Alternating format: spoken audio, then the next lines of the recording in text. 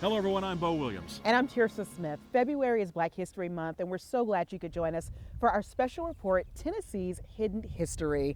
You know, we're going to take you all throughout the state, the volunteer state, to talk about, well, some stories you may not have heard. That's right, we're going to take you from one end to the other. We're going to be in Memphis, we're going to be along Beale Street, Civil Rights Museum, we're going to take you all the way to Bristol, and of course we've got a lot going on right here in East Tennessee. But you may have noticed behind us, we are right now in front of the Green McAdoo Cultural Center.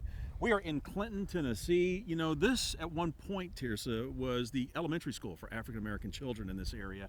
In 2006, it became a museum, but so many stories told through here. It's so much history right here. In fact, this school, like you said, was the school for black children in this area, and it was also the site where desegregation took place, a very pivotal point for the Clinton 12 as they walked down the hill just from where we were to go over to a new school on that day. That's right, you can actually see the statue of all 12 behind us. We'll talk more about that within the hour, but you know, as we mentioned, we're in Clinton, but really all around East Tennessee, so many amazing stories. I know you had a chance to uncover a number of them, Tirsa. You know, let's start first in Knoxville. Sure. There's a name that more than likely, if you live in Knoxville, you've seen it, Chancellor.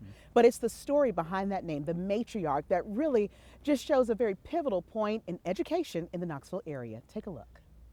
Laura Ann Chancellor, a woman that would leave an undeniable mark on Knoxville in the 1860s. She was a person who was not only active in teaching school, but she was very much involved with the Women's Temperance Union, and she was involved in other civic activities. So she was a well-rounded lady. A drive around Knoxville will show the Chancellor name, from a city street to the Chancellor family YMCA. Her family was well known for being education advocates. This is the Chancellor family. She was with Mrs. Chancellor in the middle there. Knoxville historian Robert Booker has written several books on Knoxville's African American history. He says the Chancellors contributed so much to Knoxville, but it all started with Laura. And Laura had already begun to do things in her own right by 1863.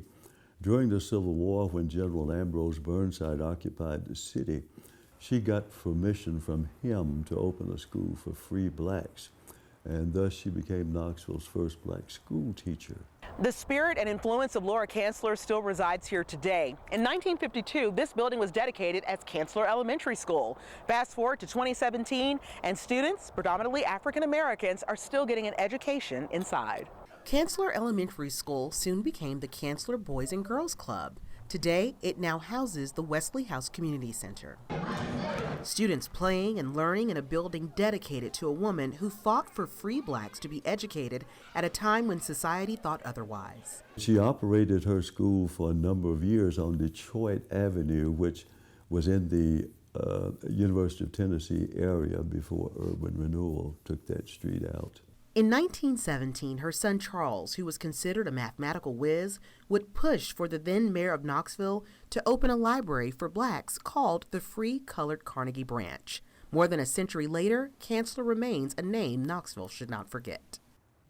Yeah, you know, the Chancellors had such an impact on East Tennessee. In fact, Laura Chancellor's school was called the Burnside School, and it was named after the general who gave her permission to start that school for blacks. So very important, that important connection that she would name it after him. Her son, Charles, will go on to write a book about their family, 3 generations of coloreds in East Tennessee. Just a very pivotal family for our area. No doubt, and as you mentioned, you can't go anywhere in Knoxville without seeing the Chancellor name. That's so right. Again, just kind of reiterates just the importance they played in our history. We should note, speaking of history, when you come here to Clinton and you visit the Green McAdoo Cultural Center, one of the things they have set up here is you can take part in a scavenger hunt. And this is a list of about 15 different questions. You kind of go down the list. It says, who am I? And you try to figure out who that person is. And it's very interesting. This is great for kids because sometimes when we think of museums, we think it's for the adults. It's a history lesson. You don't realize you're taking a history lesson. Yeah, so definitely check that out when you stop by here. By the way, we're going to go inside here coming up after the break.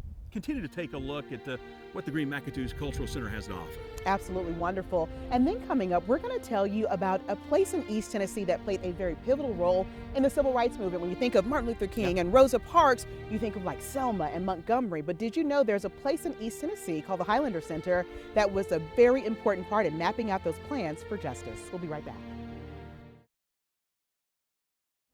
All right, welcome back, everyone. We have now moved inside the Green McAdoo Cultural Center here in Clinton. I am joined by the director of the museum, Eugene Gallagher. Thank you so much for letting us come by. And you're welcome. So much history here, and I know when a lot of people come through to take a tour, this is where it really starts as far as the museum is concerned. Yes, we have about a 2 or 3 minute introductory film here that basically get them acclimated to what actually happened here in 1956 and what the school system looked like in '56. And then after that, the doors will open up and they're actually start to the right.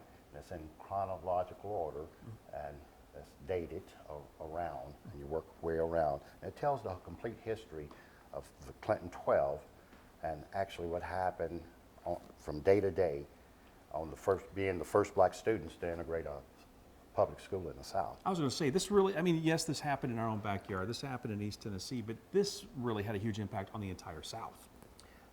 Yes, it's a very powerful movement during the Civil Rights edition because at the same time we had a Brown versus the Board of Education. Right. And then we had an initiative going in Nashville as far as public school integration and other places throughout the South. The initial thought was if we could stop it here in Clinton, Tennessee, which was the first school to come out and integrate, we could stop it throughout the whole South. Sure, sure. You know, when you come in here and you see the classroom, you see the images on the wall, what do you hope, especially our youth as they come through here, to take away from this after paying a visit to the museum? There was a learning experience here because most of our youth don't have any idea that this occurred back in the 50s. And then the history itself, I'm a firm believer if we don't learn from our history, we're subject to repeat it again. Right, right, exactly. I mean, again, you can see the images here on the walls as you make your way around. Like I said, everything's in chronological order. Kind of walk us through, though. I mean, you know, you've been here a while. You've had a chance to research this. You've spoken with those that were here. What was that like for these 12? To me, it was like walking into the lion's mouth. You had to have remarkable courage in order to gather out in this front of the school every day and march 300 yards through a crowd of people that are calling your name, spitting at you, and trying to get at you to discourage you. But they never gave up. Yeah, I think I was watching an interview, and one individual who was a part of the 12, it was like 1,000,000 miles it felt like walking, and he said it was only 300 yards. Yeah, a very hostile situation. But there were a lot of different events that happened throughout from that time on that really made this more of a wider issue. Reverend Turner, one of those that comes to mind, someone who stepped up to help these kids make sure that they got to school. Yes, there were bombings, and there was one time where the community itself and the Ku Klux Klan, to discourage the black students, the Clinton 12, from going downtown, they rode across and through the community itself.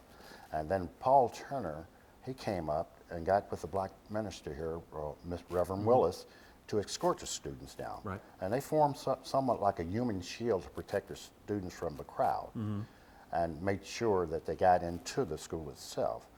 I think the turning point in this for the people that were sitting on the fence or undecided was when, after he got the students inside the school and went to walk to his church, he was accosted and beaten. And that really broadened the scope of all this, really made it more of just not an area, or an issue here, but the entire South. It went from a law issue then into a moral issue. Right, that's exactly right. And again, we appreciate you letting us come by. So much history. You need to come by and take the tour here. Check out the Green McAdoo Cultural Center. A lot of history, a lot to learn from as we move forward. And speaking of which, we're going to head back to Knoxville here coming up after the break. We're going to take you inside the Beck Cultural Exchange Center, and we're also going to take you to the other side of the state. We're going to go to Memphis, to the Civil Rights Museum. Stay with us. Welcome back to Tennessee's Hidden History. I'm Bo Williams, along with Tirsa Smith. We are at the Green McAdoo Cultural Center in Clinton. Let's take folks right now, Bo, to Memphis, the site of so much civil rights history. In fact, the Lorraine Motel, you've all seen that photo with Martin Luther King on the balcony there, Jesse Jackson, Ralph Abernathy, all those folks standing by his side. Well, that site is now the National Civil Rights Museum. That's right. Matter of fact, Kelly Cook takes us now inside. You've heard of Martin. I'll have you arrested. And you've certainly heard of Rosa Parks, who so famously refused to give up her seat on a Montgomery bus to a white woman in 1955. And this is what would later become known as the birth of the Civil Rights Movement. But what if I told you the household name of Rosa Parks could have been replaced with Claudette Colvin or Mary Louise Smith? Both, like Rosa Parks, decided not to give up their seat to a white person on the bus. And they did it the same year and in the same city as Rosa Parks. 15-year-old Colvin was arrested in March, Smith in October. These unsung heroes may be lost in many history books, but not here at the National Civil Rights Museum, where everywhere you turn is a hidden hero waiting to be found, like Bayard Rustin. Well, he does get lost in the shuffle. Who spoke before more than 250,000 people at the March on Washington in 1963. He was Martin Luther King Jr.'s right-hand man behind the scenes. And he had the pleasure of speaking after Dr. King. Talk about a hard act to follow. He goes on right after arguably one of the most important speeches that's ever given in the history of the United States. But King's I Have a Dream speech might have never happened had it not been for Rustin. Bayard Rustin, if you're looking at the March on Washington as a motion picture, he was not only the director, he was also the producer. The Westchester, Pennsylvania native had his hand in everything from training security to writing slogans to even, yes, the lineup of the speeches that day.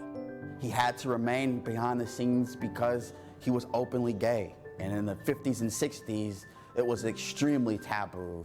But nowhere was it more violent than Birmingham, where a bus carrying Freedom Riders was bombed and dogs were sent after children. It's where Dr. King did some of his most important work. Dr. King was even arrested in Birmingham, penning a letter from a Birmingham jail when he was arrested for defying a court order prohibiting marches.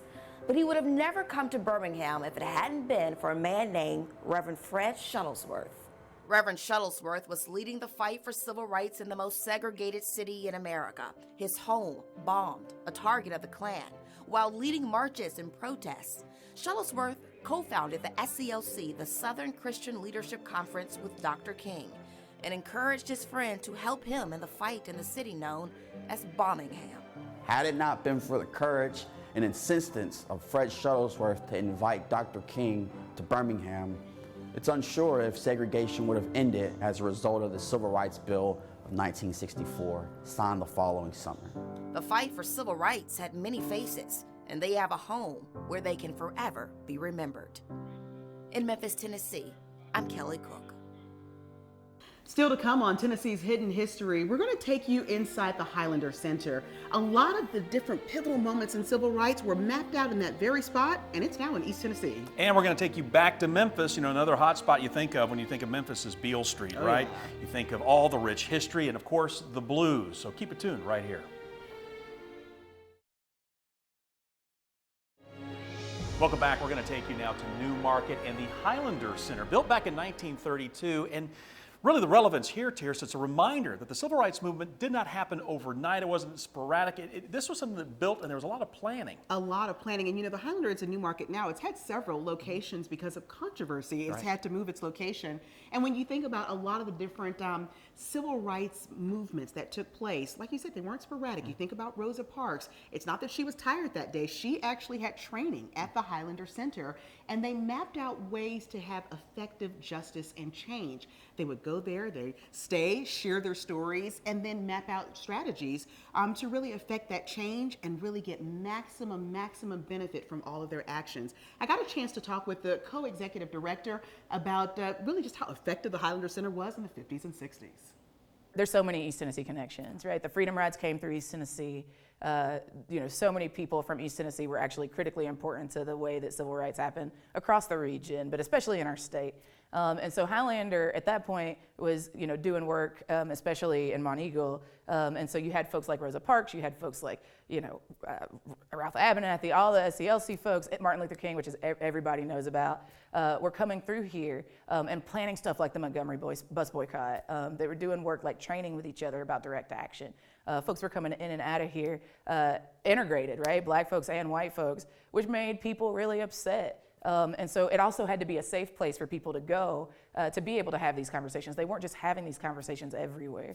And so Highlander was critical just as a place where people could come across difference and have those conversations.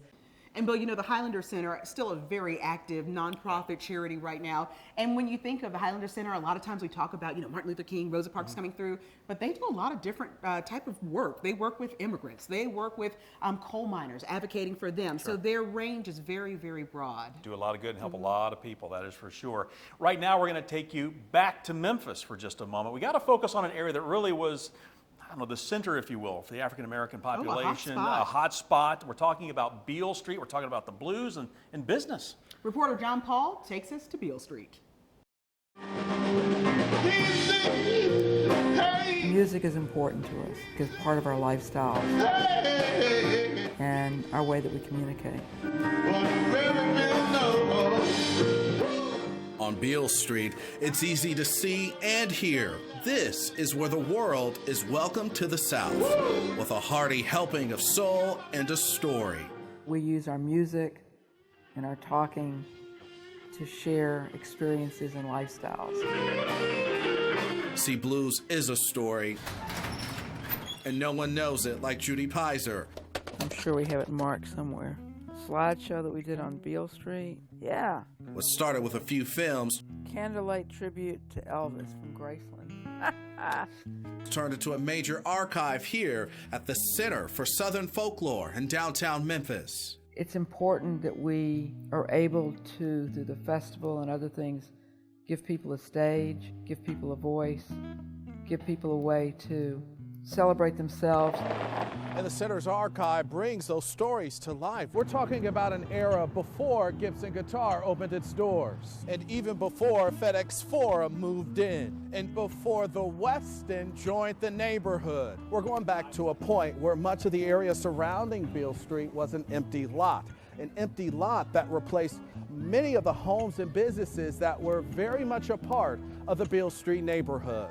We called it urban removal because about 400 buildings were removed out of that area. You still see vacant lands. Shelby County historian Jimmy Ogle told us these vacant lands were home to a thriving black community in the Jim Crow South. At the turn of the century, Lieutenant George W. Lee made this phrase that it was a mile of vice and ambition owned by the Jews, policed by the whites, and enjoyed by the Negroes. We're in a segregated city, and the blacks couldn't go up on the main street or other areas. By the 1880s, Robert Church, the first black millionaire in the South, bought land around Beale, and with his son, who was a political leader here, helped Beale Street take shape, building Church Park Auditorium, at the time the largest assembly for blacks in America. Then across the street was Solvent Savings and Bank. And over the decades, as the business district and the number of black businesses grew, so did the energy, especially after dark.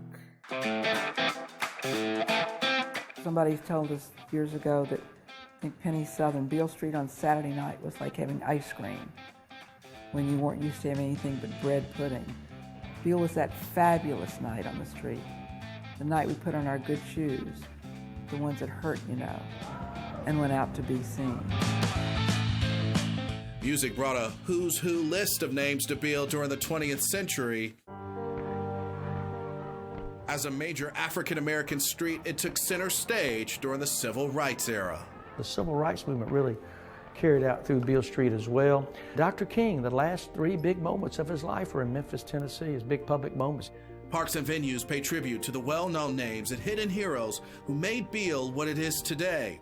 The sights and sounds around this world-famous street help its story live on. The most important thing is that we listen. In Memphis, Tennessee, I'm John Paul.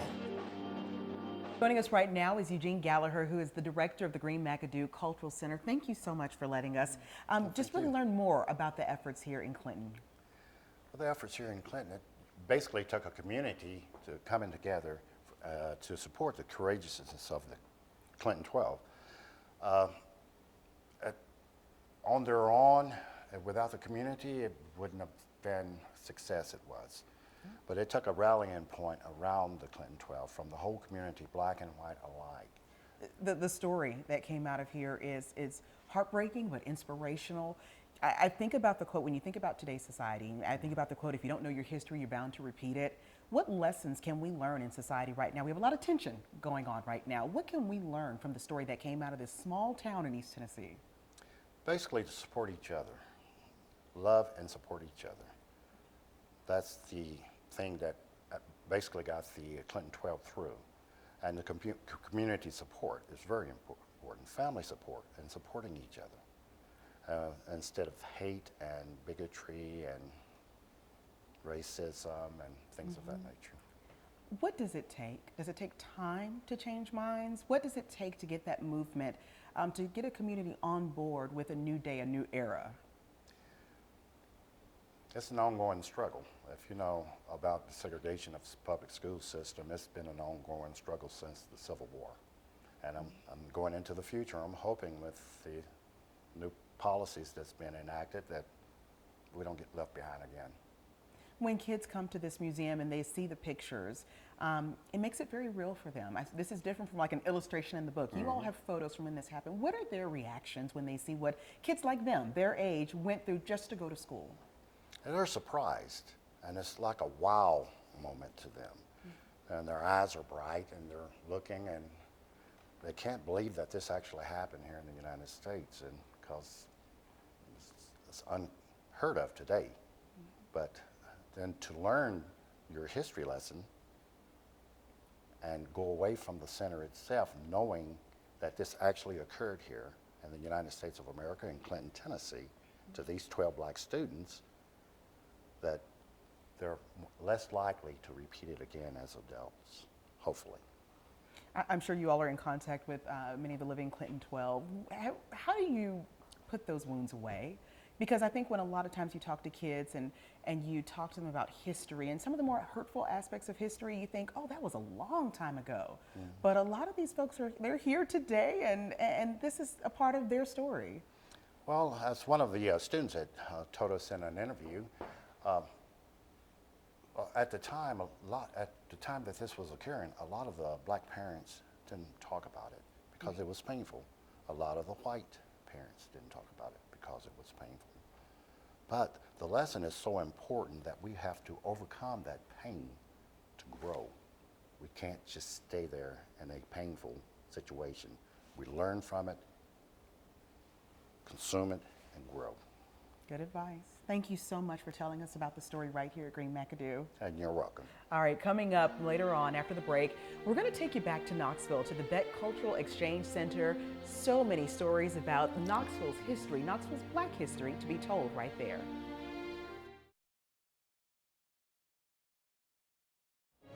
Welcome back, everyone. You know, one of the most breathtaking displays here at the Green McAdoo Center is this, the bombing of Clinton High School. Yeah, October 5th, 1958. When you think of the Clinton 12, you think of those students making that long walk down the hill back in 1956. But 2 years after, there were 3 blasts at Clinton High School at 4:21, 4:24, and 4:27 in the morning.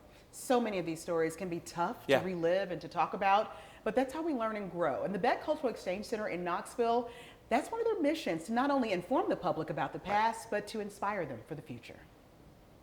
There were old African American newspapers. So you could come in here and you could begin to go through and really get a taste of what life was like.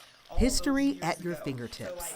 The Beck Cultural Exchange Center gives East Tennesseans a glimpse of Knoxville's history with old books, black and white photos, relics from Knoxville of decades past. History is hard sometimes, especially some of the history of African Americans and those folks that were disenfranchised. So it's difficult sometimes to revisit those moments. But what we like to do here at Beck is to help us digest those moments in history in a way that we learn and grow from them. Started in 1975, the Beck bears the name of the late James and Ethel Beck, a prominent and influential Knoxville couple from the 20s through 60s. Photos show them engaging with history giants like W.E.B. Du Bois and Martin Luther King Jr.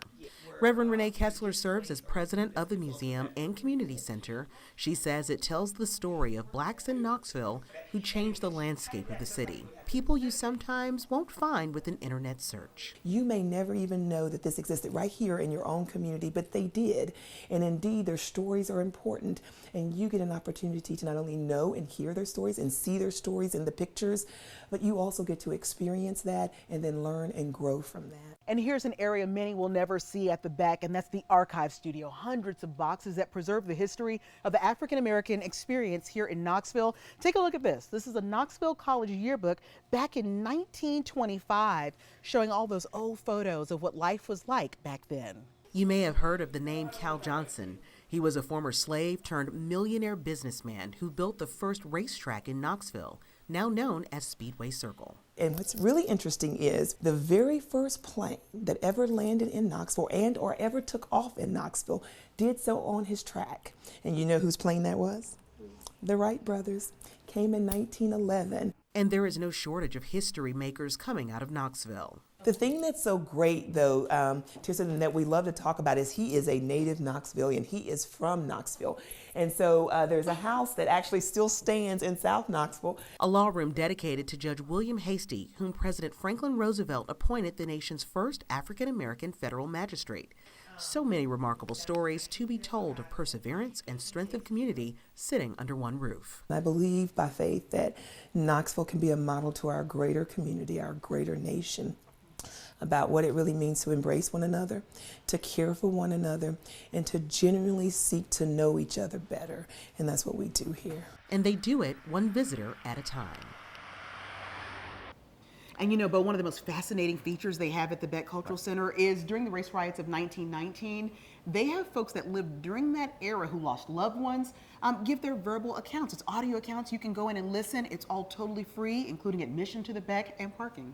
Go check it out. Great history lesson. Sometimes that maybe we have forgotten living in Knoxville, but again, it's free. Definitely check it out.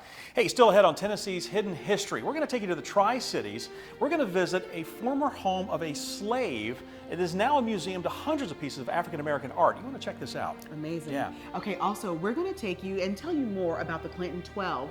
We talk a lot about the students on that day, but what about the students that were at the school that voted in favor of those students to desegregate their classrooms? We're going to tell you about one man's story during that time.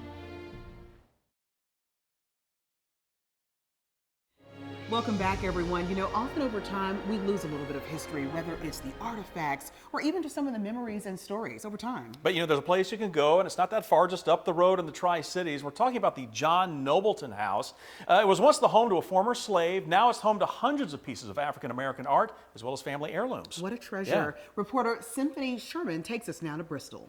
To give an accurate history of African Americans, because people are trying very hard to write it from their perspective, but they didn't live it, they don't know anything about it, and you cannot make up history. Wilhelmina Banks owns 2 houses along Clinton Avenue in Bristol, Virginia. One she lives in, the other she uses to depict the history of African Americans, each room telling a different piece of her family story, like how a group of former slaves escaped and ended up in this very house, one of which was her great-grandmother, Hester Ann James. She had been enslaved, hard life. One of her daily prayers, a part of it was she hoped that God was shine on her just as much as in freedom as she was in enslavement. A whip and chain actually used on a slave is the center of one exhibit in Banks Museum. And this was the tool that was used to keep the slaves in place. My first thought is, who do you think you are? God created people, and he didn't put master over your head because there's only one master. Slavery isn't the only topic seen throughout the museum. They each have their own unique meaning, varying from life in Africa to segregation to the first African American president. We're joined now by Jerry Shattuck, a former student here at Clinton High School. As a matter of fact, Tirsa pointed him out on the board. Here you are, this handsome young man. A long time ago. That's right. But you were here. Oh, yes. Clinton 12. What kind of walk us through? What was that like back during that time? Well, there's a multitude of feelings that you have, but you've got to start by recognizing that the whole community had talked about this the previous spring and summer, and was more or less, agreeing that this was the thing to do. We're going to abide by the law of the land. And so the whole community, or 95+%, reached that consensus. And, obviously the student body did also. So when desegregation started, the student body was more or less united, not in a sense of being some sort of crusader or pioneer, but in a sense of agreeing to abide by the law of the land. And then as the mobs increased in size, of course, we were very angry and frustrated over the fact that these mobs were invading our town and outside the school on the sidewalk, hollering and screaming. And so that added a unifying factor also to the student body. What was it like for you to have this new set of students come into your school? Obviously for them it's scary. You know, they're going into this new place and there's a lot of, like you said, the mobs, the screaming. What was it like for you? Well, you have to understand, even back before, during the days of segregation, there was a lot of interaction, you know, among whites and blacks and among the whites and blacks teenagers. We played touch football down in the schoolyard and went fishing together sometimes, and there was a lot of contact. So that in itself was not that particularly strange or unusual. So there was not a problem making that adjustment. It was making the adjustment to all the outside forces.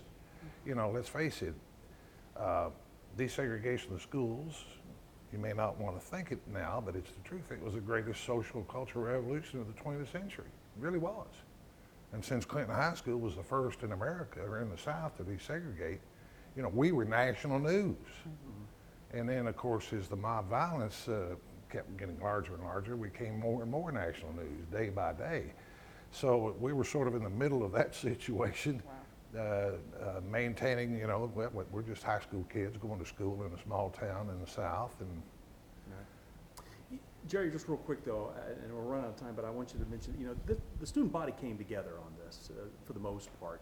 You know, the principal got a lot of pressure not to go along with the law, but the students kind of said, no, we're going to support our principal, and we're going to go with the law. The whole community supported the principal, or 90% plus supported. The teachers were united, and obviously the students were too. I mean, it was just, you know, a normal coalescence of attitude. Definitely. Jerry, we appreciate you. Okay, taking the phone thank you. to talk with us. Sorry, I wasn't better prepared. Oh, you're fantastic, fantastic. Thank you. We'll be right back.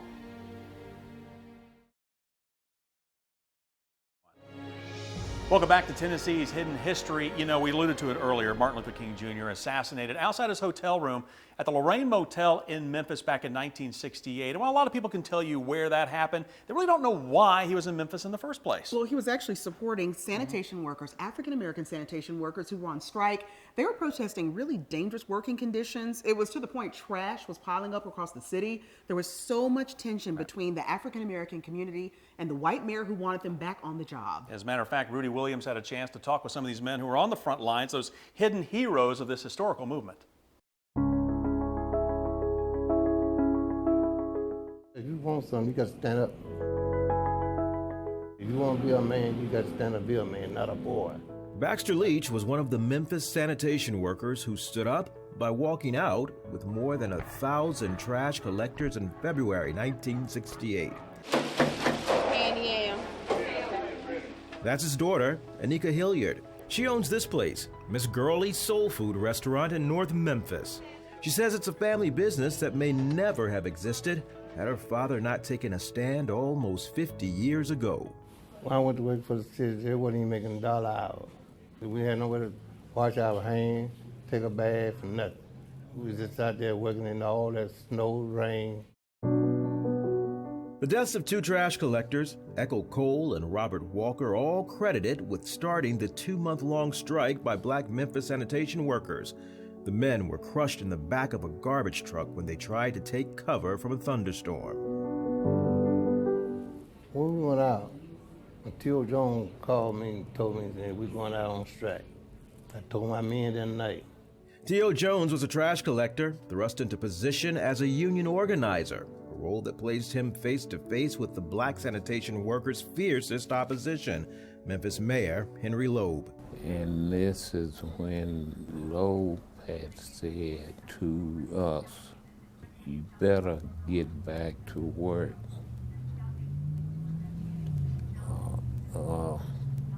You fired. At that point, Alvin Turner had been working as a trash collector for 16 years. He says those words from an unsympathetic mayor spurred the first march of many, with Martin Luther King Jr. joining the fight in March of 1968.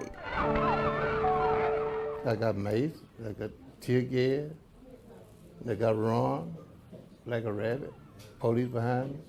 The striking workers met nearly daily at nearby churches. Many religious leaders supported the protests of the sanitation workers, including one Reverend James Lawson, who told the sanitation workers one morning after an assault with police that at the heart of racism is the idea that a man is not a man, that a person is not a person. He told them that you are human beings, you are a man, and you deserve dignity. Out of those words, a mantra for protest and movement were born.